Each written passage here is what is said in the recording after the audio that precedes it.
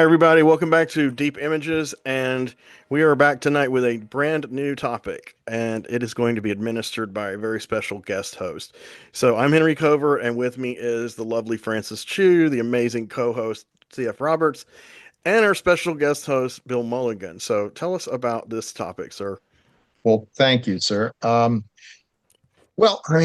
comfort movie and the definition of comfort movie can probably vary as much as the choices one makes for comfort movies. I mean, this is something that's very subjective, but my definition, and I think the one that probably people would most often think of, is a movie that you will watch over and over again, especially if you're feeling a little stressed, maybe had some bad experiences, it's been a long week, life is just sort of beating you down, and you need the cinematic equivalent of a warm blanket. Warm blanket, a cup of cocoa, snuggle up and watch. I would also say these are films that I can watch at any time.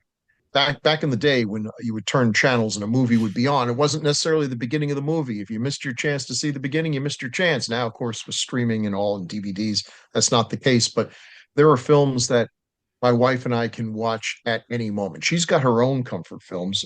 Her probably favorite one is The Birdcage, and I can't tell you how many times we have started watching The Birdcage three-quarters of the way through. Doesn't matter. We know what happened before. These are films that often, unlike some of the films that we usually review here, kind of predictable storylines. Um, Characters are easily relatable, an overall positive vibe, although that is not necessary. It may be that you find comfort in a film that shows people having a more miserable life than you do. And you say, well, made some bad choices, but not like these fools. Um, Whatever it is, it's a movie that will uplift your mood by whatever reason. And one that, unlike, I mean, there's a lot of good films that I've probably seen as many times as I plan on seeing them. I don't feel compelled to watch them again. But a comfort movie, I could turn on Galaxy Quest right now. I could watch it. I could watch it again. Films that I've watched where the first time I saw them, before the movie was over, I was already looking forward to watching it again, Mm, thinking, boy, unless they really screw up the third act, I think I may watch this again tomorrow. hmm It's the dialogue is like a joke that you laugh at, no matter how many times it's been told. It's comforting. hmm They free you.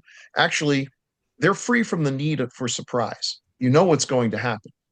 And for some reason, normally in a movie, I like to be surprised. I like to not know where it's going. But for comfort movies, the fact that if they dick around with it and they do any editing, you know it right away. It's like, wait a minute, did they did they digitally take the cigarettes out of here or something? It's like when they re-record a song and it's not. It sounds like it, but there's something the memory gets it.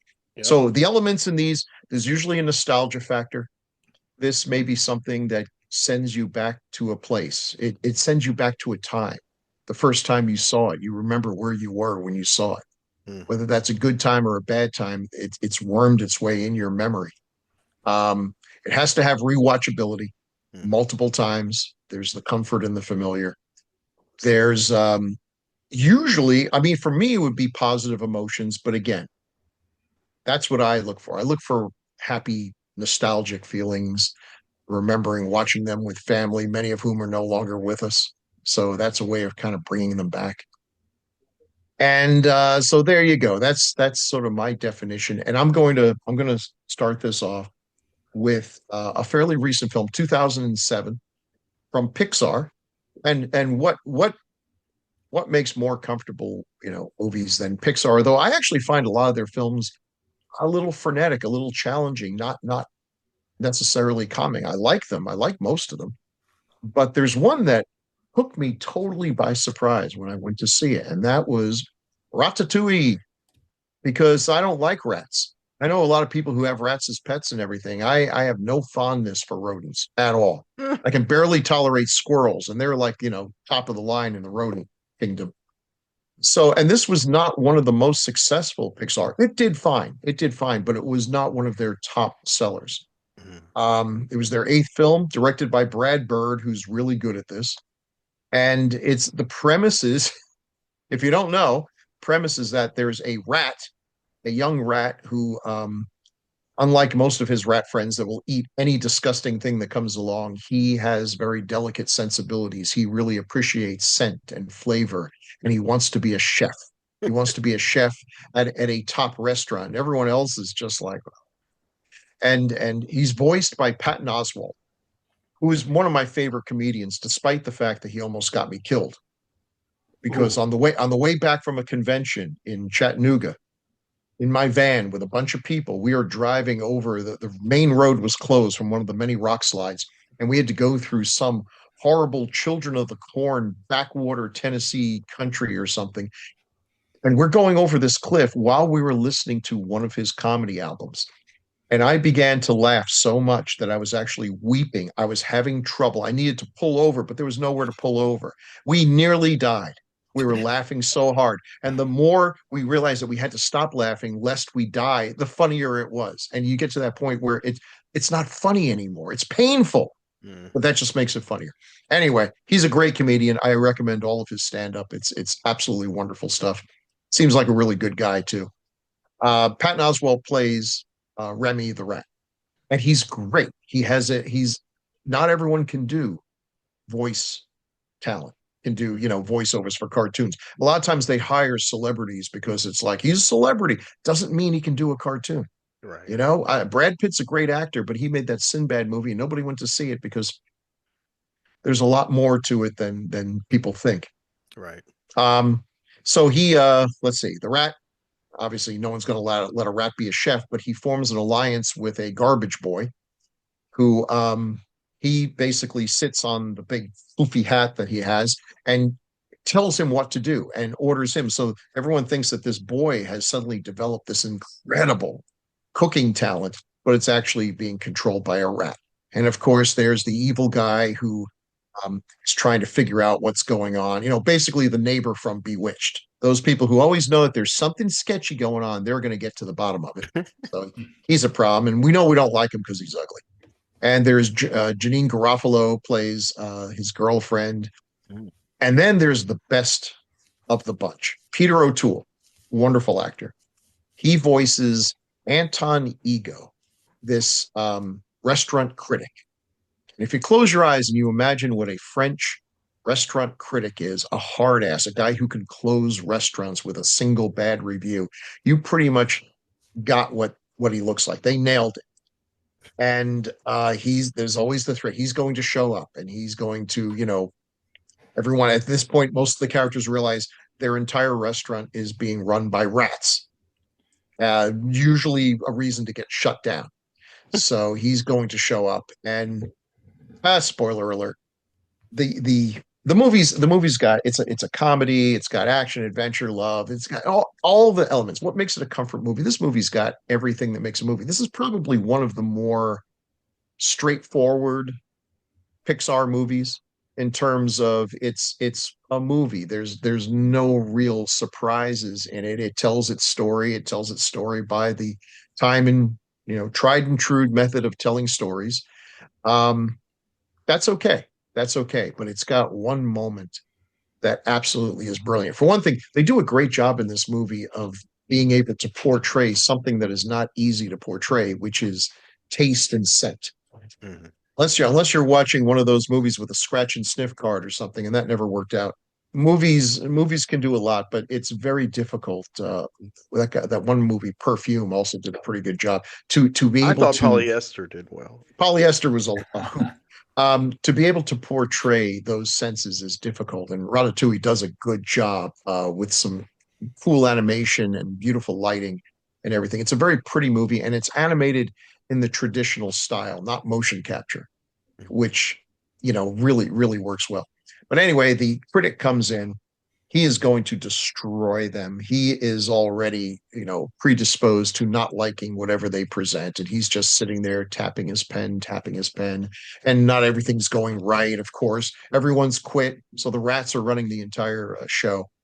And the rat, hold on, Remy, the rat decides to serve ratatouille, which is a kind of an ordinary peasant dish from France. It's nothing fancy, nothing that you would expect at a three-star restaurant.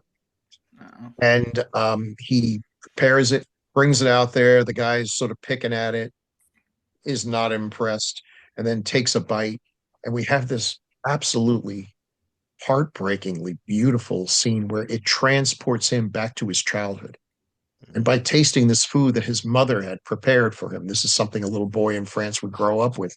He remembers what it's like coming home. Fell off his bike. He's hurt. His mother puts a band-aid on.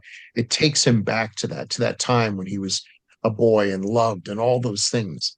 It's choking up right here.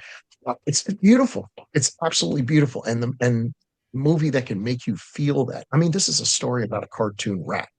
This is Mhm. some silly ass stuff here, but that it's able to, with such skill, make you feel that genuine emotion to the point you almost feel, I remember watching it in the audience, they were dead quiet.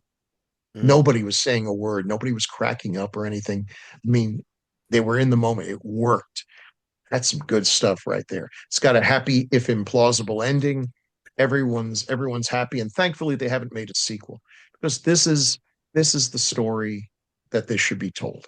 It doesn't need a sequel. Sequels like for a movie like this have to create some completely artificial new conflict that needs to be solved, and it never works. It's always, you know, Babe was a perfect little story. Babe in the City had no reason to exist other than It we got to wasn't make a. too bad though. I It didn't. wasn't too bad, but it didn't. It had no reason to You're be right. there. Hmm. You know, Hmm. it's just and when you go to a movie like that, you feel like this movie was made because the first one made a lot of money, Right. and none of the filmmakers felt like there's a story I need to tell. No, they said there's a movie you need to make because we need to make some more money, and of course it did. So to me, this is the ultimate comfort movie. You can watch this with anyone. You can watch this with little children, old people, whatever. It everyone will find something to enjoy. The kids will just like the silly idea of rats make serving food and having to come up with all the devices to make up for the fact that they're rats and not humans.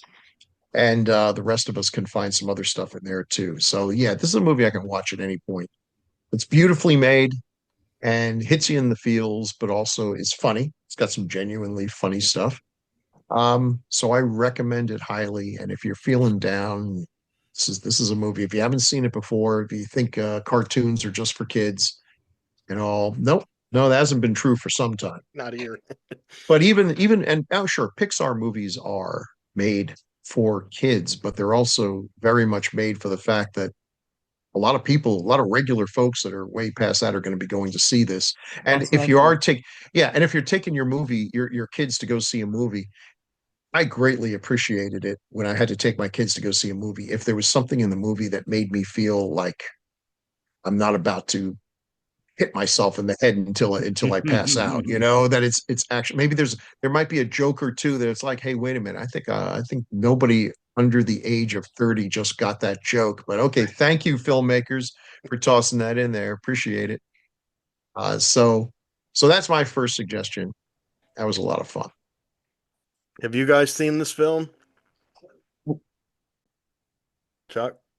No Sorry, problem. battling a kitty. We forget. But Oh, that's all right. That's a good excuse. but I haven't seen it. I've seen enough of it to where I'm just kind of like, it looks cute. Hmm.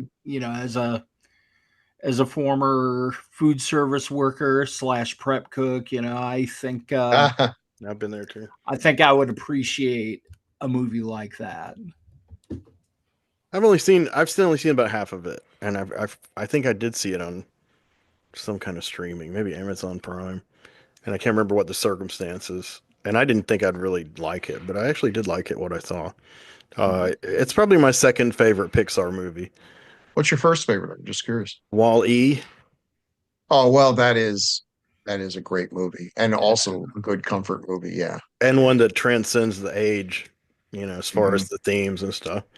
Um, but yeah, Pixar. I thought what I got of Ratatouille is it didn't have quite as much of a heavy subtext as Wall-E or Oh Up. no. Up was the other one. The guy who had the giant Uh, house. That had a oh lot my of God. depressing parts to it, I thought. Forget the Turing test. If you want to know if someone is a replicant or not, just show them the first 10 minutes of Up. And if they don't have a lump in their throat and a tear in their eye, you need to start shooting. But what about the Voight contest? Yeah. Is Pixar owned by Disney, or did they own it at some point? Yeah, they buy Yeah. everything. Yeah. Yeah, ABC, Disney, Marvel. Disney owns Pixar, but they have pretty much kept a hands off on it and let them be their own thing, which is probably why it was successful.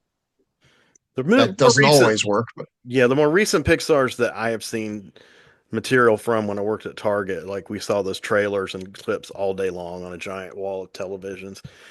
And then they didn't interest me, the recent ones, and maybe that's no, Disneyfication. I don't know. Maybe I'm wrong. and I think also, Brad Bird may not be as involved, and there's been No. some Lasseter had some Me Too issues and everything, so it's kind of inevitable. When you look at the history of some of their films, a lot of them were troubled productions Hmm. where they at the last minute change things around and completely change what the film is. When you read what Toy Story was supposed to be, it's like I don't think that would have been a hit.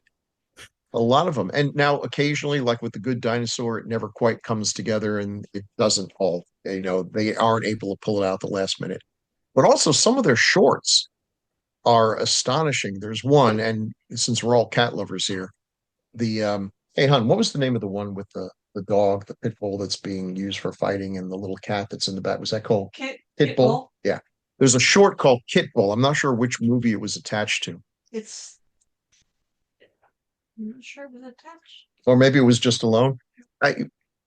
Okay, watch this movie. If you're an animal lover, this short film about a dog that has been used for fighting and a stray cat in the back that, the two of them come up with a relationship. It's amazing because the dog and the cat are done as a dog and a cat. They don't talk, they don't dance, they don't sing. Yeah, it's cartoon exaggerated, but they do capture the catness and the dogness of this. And it is absolutely heartbreaking. Like, even though I know that's another one of those ones, even though I know the happy ending, because they're not going to send us, this isn't the little match girl. They're not going to send us home crying here. But even though I know the ending, it's hard to watch that without getting a little choked up. There's something about animals. They're so innocent. Dog fights are terrible. They're terrible. I'm terrible still people. recovering from watching Morris Paris for the first time last year. That just did me in.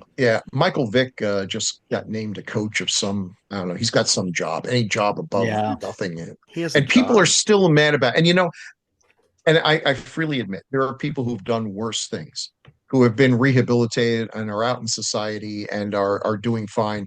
But so it's completely ridiculous. But Michael Vick to me should never be seen or talked of again. He's, consign him to the dustbin of history. Yeah, there's something about animals. Animals are so innocent. Not that people who do bad things to humans are, like we deserve it or something, but there's something just fundamentally broken inside you if you go after kids or dogs. And I don't know. Or cats.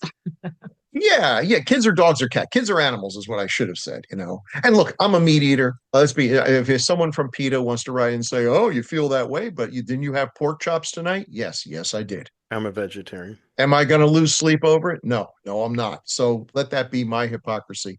But whatever. At least you're self-aware. I'm totally. And by the way, ratatouille. The meal itself does not look appealing to me at all. Although maybe if it was prepared by a really talented rat. Is it a casserole or what is it? It's like a bunch of sliced zucchini and different vegetables sliced really thin and cooked in a sauce. And I guess if the sauce is good, and listen, if anyone knows how to make good sauce, it's the frickin' French. Yes. How that happened? I just as an aside, how does that happen? France, surrounded by England, some of the worst food ever, and Germany, some of the worst food ever. Too much meat. Oh, I love German food. Oh God, bear paws soaked in vinegar. I mean, like anything, I joke about that. Sure. It is also true. I have had some wonderful English food. I have a friend whose mom is English, and she cooks some great breakfast and everything. It's not all spotted dick and overboiled mutton, but that's the reputation it has. Nobody, it Italy, is hard. Everyone knows. Yeah, Germany. It is hard if you're vegetarian to eat German. Yeah. It really is. I was taken to a few German pubs, like Yeah. shortly after I became a vegetarian, and they're like, "Well, you've been here before." I'm like, "Yeah, but I wasn't eating any of this."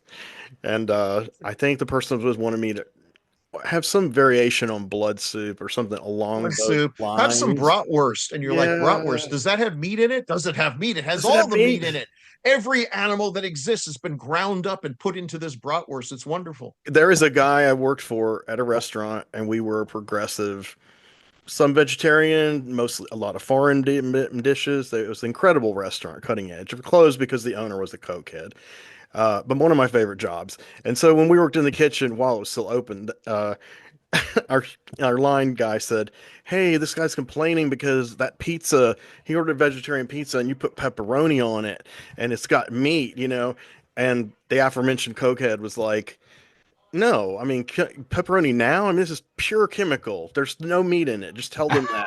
Oh, well, that makes us feel good. That'll be true one You day. don't Oh, know what you're eating, but it's not a dead No, thing. cocaine's there's a hell nothing of a good. drug. That sure is. Everything tastes good with cocaine. We are talking about comfort films, films that we turn to when need a little pickup. They can be heartwarming family films, or who knows what they could be, dark monster movies. It's something that for whatever reason touches us and keeps us going when we need that little keep me going touch here. So I'm going to turn this over to Chuck Roberts, CF Roberts, and I'm very interested to see what he's got. Okay. Well, I am kind of going back to kind of an oldie but a goodie situation with my comfort food. And the kind of comfort I found in this is not a comfort I really partake in too much at all. This was a really big activity of mine back when I was at the height of my drinking. And I watched a lot of comfort films in those days for me. yeah, I needed a lot of comfort back then. But I have two movies, both of them kicking around here on VHS somewhere. But they are two variants. This is a big thing I used to do was the dueling Richard III medley. And I watched two variants on Shakespeare's Richard III. One was Al Pacino's quasi documentary bastardization, whatever it is you want to call it, looking for Richard, and also the Ian McKellen version of Richard III. And I would get very drunk watching them back to back, and I would have a great old time. Uh, the the Pacino version is directed by Al Pacino, is made in 1996. He basically goes around Stratford on Avon and God knows whatever else, with a bunch of people dressed up in Elizabethan garb, attempts to shoot a version of Richard III, which turns into more like a documentary on Richard III, or, various part reenactments from Richard III. And I think it's his hypothesis that Shakespeare is basically an actor's vehicle and an actor's uh, vehicle to interpret, and which he chooses to try to do. Mm-hmm. And he brings about a bunch of his celebrity lackeys. Let me see, Kevin Spacey's in there, Winona Ryder's in there, Kevin Conway, Estelle Parkins, Alec Baldwin, Aidan Quinn are some of the more notable names. I believe, kind of between the cracks, you see his name Paul Gleason, the very famously playing the principal in the Breakfast Club. He's in there somewhere, but they go about doing all these scenes. But a lot of these folks are not necessarily all that good at the old iambic pentameter. Pacino doesn't really seem to be, but he makes up for it by doing what he does best, especially, post 70s, which is chewing lots of scenery, and boy does he chew some scenery. And so he sits there and goes on his Richard III type rants. He takes moments out and talks about the various points in the play, the various characters in the play. Richard III, kind of historically, for those who don't know, is the Duke of York who eventually ascended to the kingdom for a short time. He, they won the English crown in War of the Roses, and kind of took over, and things kind of went very bad after a while. But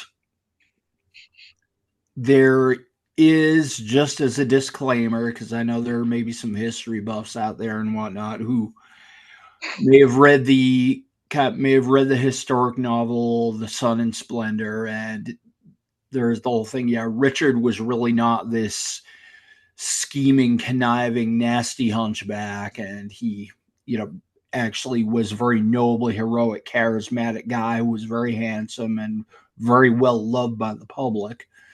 Wow, I haven't heard that before. And so this story is up to dispute. And yeah, if you look at any iteration of Richard III, I mean, he is very cartoonishly drawn. And that is part of, that's what in the day they would have called the Tudor myth. And so there are those who kind of cling to that interpretation of the book, and there are, yet I think recently they dug up a supermarket parking lot in Leicester and found some human remains. They found what they believe to be the skeleton of Richard III, and said, yes, indeed, he had triple D spinal curvature. But they paved over Richard III. That's pretty ignominious. Yeah, ignominious. Yeah, when they deposed him, you tell they really didn't like him. Throw him in a ditch, make a road over him. But when I refer to Richard III in this breakdown, I am referring, just for those of you who may adhere to the Sun and Splendor narrative of the story. Okay, I'm not referring to the historical character or the veracity thereof. I'm referring to the character in the play, and you can say what you want about the play. Right. But anyway, it's a fascinating thing in the way he breaks down the characters and talks about, okay, Richard has to deal with this one in order to get this. And these are his ascensions to eventually taking the crown. Eventually he betrays both of his brothers and a whole lot of other people. Essentially, the two young princes who were heirs to the throne end up getting killed, and very nasty. The other thing about the Tudor myth is, if you want another side to that whole thing, Shakespeare, kind of very famous story where Robert Devereux, the Lord of Essex, was plotting a coup against Queen Elizabeth. And the night before he did that, he decided to raise up, the ire of the citizens by having Shakespeare's company put on Richard II, which involves a coup, and use that as inspiration. And in order to talk himself, the coup didn't last, it got squashed, and Essex was very quickly executed. Shakespeare himself apparently had to do some fancy footwork to stay out of the tower himself. So how long before Shakespeare's lifetime did Richard III live? You're making it sound like they're pretty close. I'm bad on that history. I don't know that they are, and I'm not great on the history either. Okay. But that's something I should have looked up. Like Shakespeare was mainly doing topical stuff. Yeah. It's topical stuff kind of adapted in the pot boiler format and whatnot. Lots of palace intrigue. Anyway, just so the side of the Tudor myth was, you didn't mess with the crown, if you wanted to keep your head. So he may have had a vested interest in upholding that. Anyway, history aside, or my pigeon version of history, but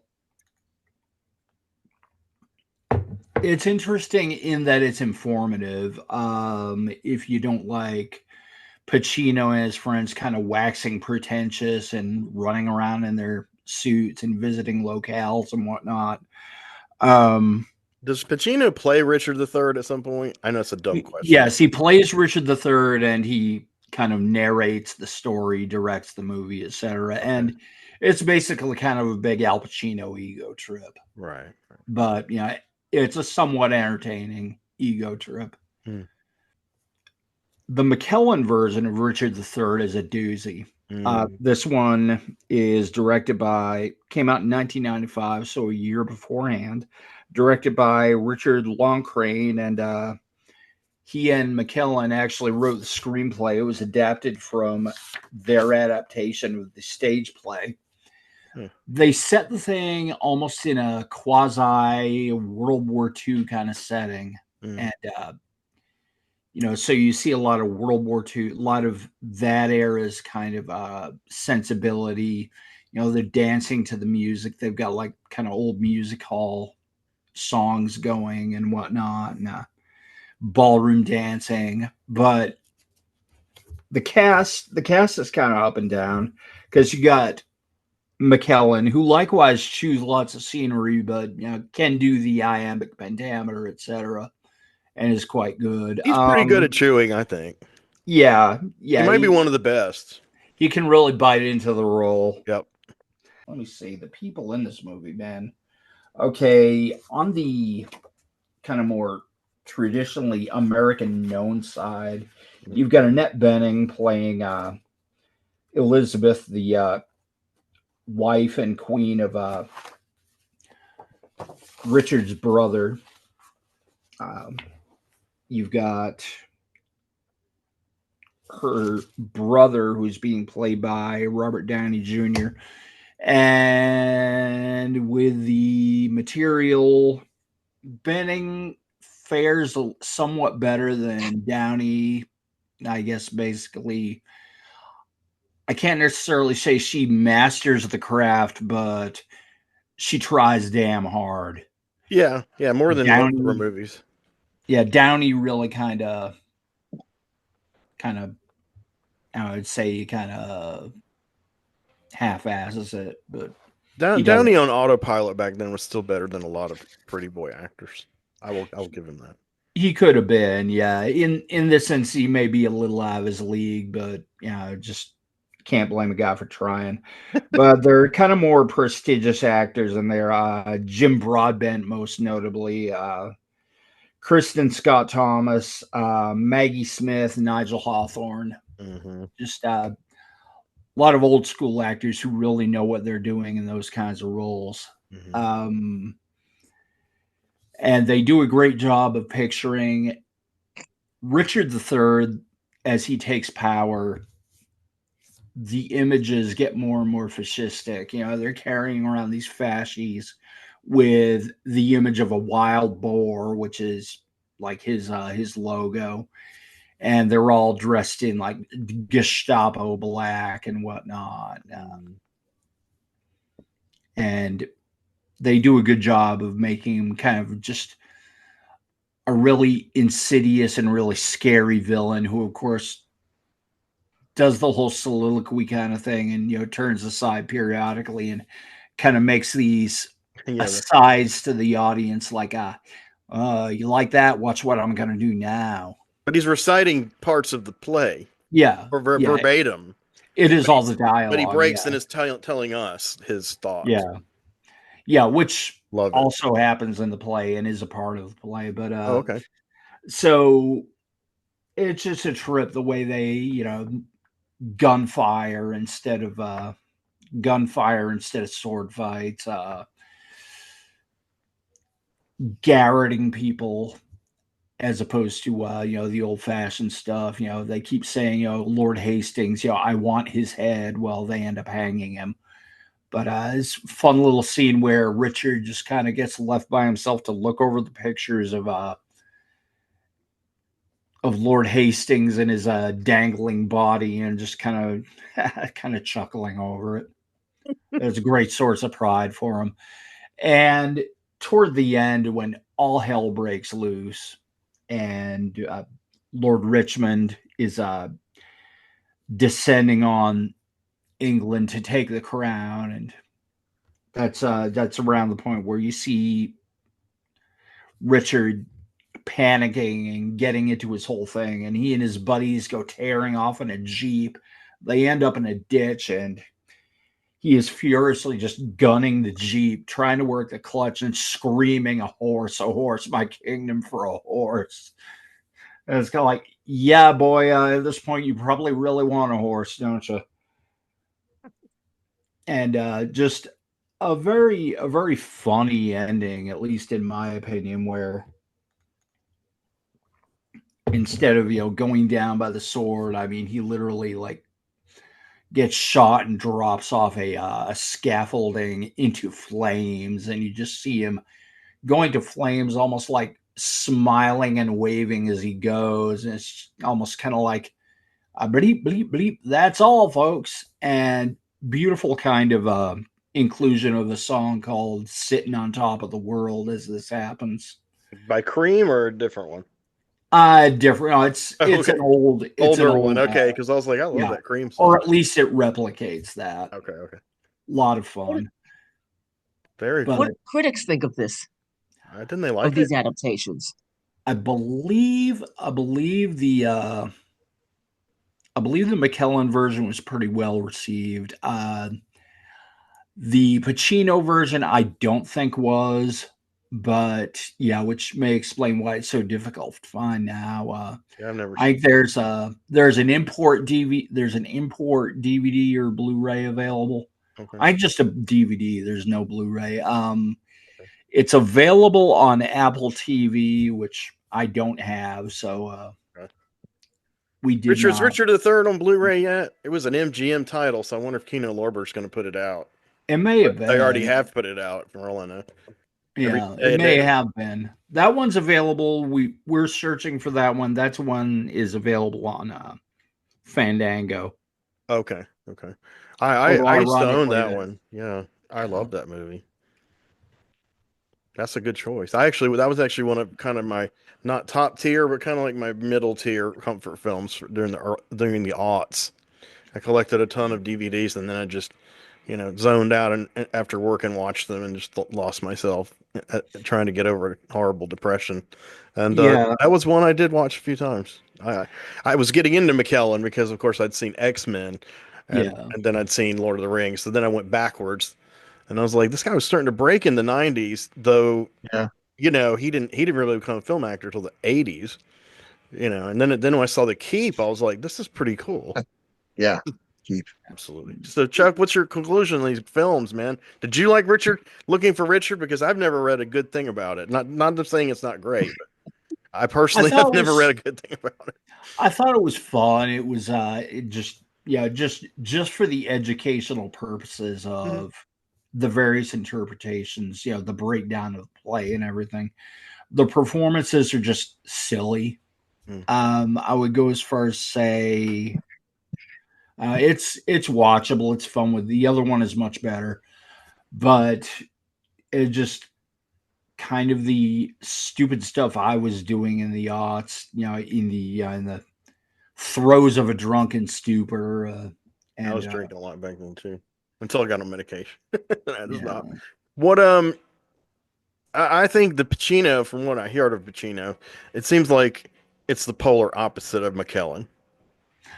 Do you feel like Pacino is trying to get more credibility as an actor by doing Richard III, or do you think he's mocking Shakespeare? I can't really tell from your description because I haven't seen it before. I think I haven't seen it. Sounds I've read about it, and I had a great Pacino biography, but I've never seen it. It's probably my favorite Shakespeare play, so anything with Richard III is always aces in my book. Do you watch them as Mhm. bookends, Chuck? Was that your strategy? Yeah, Okay, that's cool. An immersion in Richard. yeah. I just got very, very deep into the Richard after a while, and I just it's no way for a young man to prosper. Mm. But Yeah, you got to yeah, get a kingdom for a horse. yeah, Richard the Third, folks, he's not a role model, but unless you've read The Sun and Splendor, but That movie really did help put that movie and Apt Pupil really kind of helped put McKellen out there in the '90s as a dramatic actor. I didn't know who he was before those movies. Well, I yeah, Now, didn't he was an Amadeus, right, in 1984. know. mm, He didn't do many movies until he did a lot of Shakespeare movies in the late '60s and early '70s. I yeah, forgot which ones. My friend had a actually it's a friend who coincidentally is a father of one of our former panelists. This guy was Huh. my friend I worked with at Borders Books and Music, and he was a Shakespeare fanatic and also a Russophile. And he let me borrow a book which detailed all the Shakespeare adaptations from whenever, like the 20s, 30s, but all the way down to around the 80s. And there were so many in the 60s and 70s featuring actors that came up in that period that I liked that I had no idea even existed. I still haven't Actually, I seen think half of this. Christopher Plummer was one of them. Yes, yes, and Ian McKellen was one of them. Well, no, Ian McKellen wasn't in the movies then, but I do think Patrick Stewart was in one of them, but not as the star. But those yeah. people were coming up. But I can't Mhm. think of anybody else right off my head. But um, Helen Mirren, I think, was in one or two. Yeah. Young Helen Mirren, who was a brilliant classically trained actress. Yeah, that's but yeah, that was fascinating. And my friend he actually was Richard III was his favorite too. And so we didn't watch it together, but we watched the Lawn Crane film around the same time as each other. We did watch some movies together. We watched Abel Gantz's Napoleon together. That was an experience. You had to Yeah. set a whole afternoon aside for that. But anyway, I'm sorry. What are your final thoughts, if any, sir?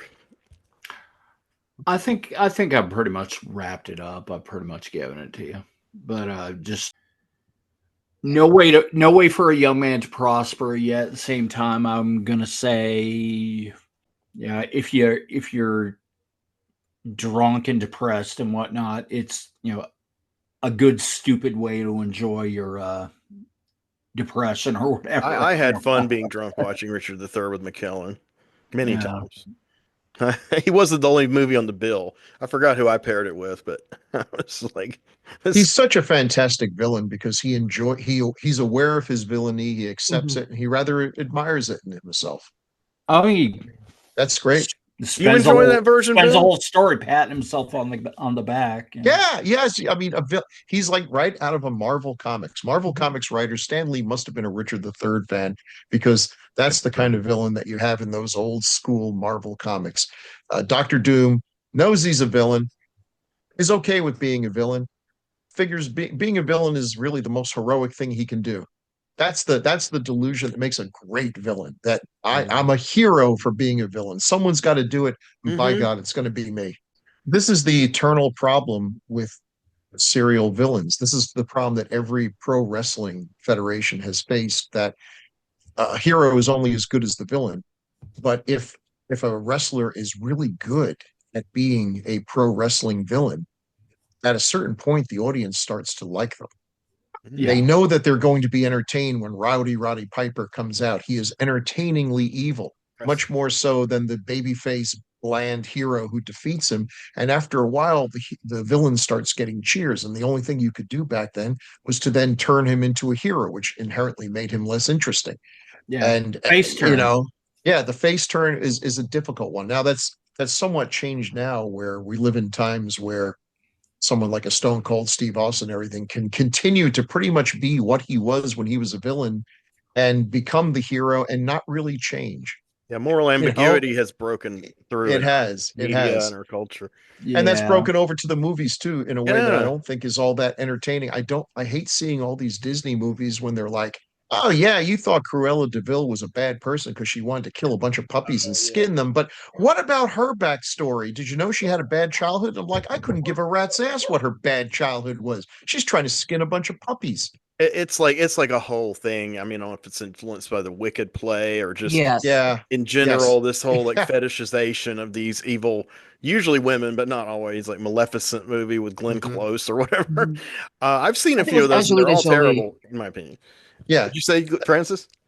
Angelina Jolie. I think she was the one who played Maleficent. Oh, yes. you're right, Yeah. Angelina Jolie. I'm sorry. She was very good in it and everything. But She I was. don't want to see why Hitler was the way he was. I don't I'll get care. to him next. But Uh, I do think Disney has been smart.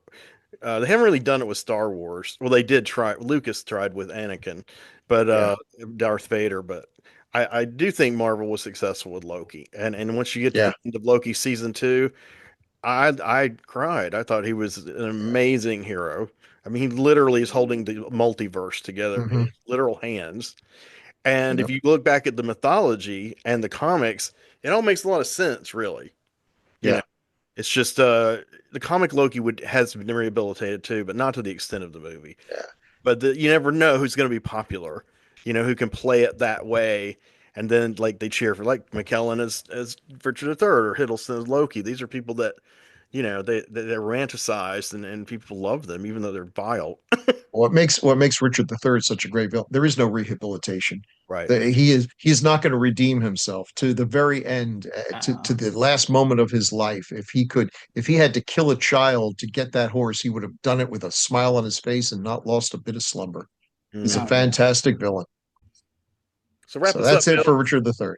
Yeah, wrap it up. Well, folks, if you would kindly go look on the bottom of the screen here, there's a thumbs up button. There's also a thumbs down, but we need not talk about that.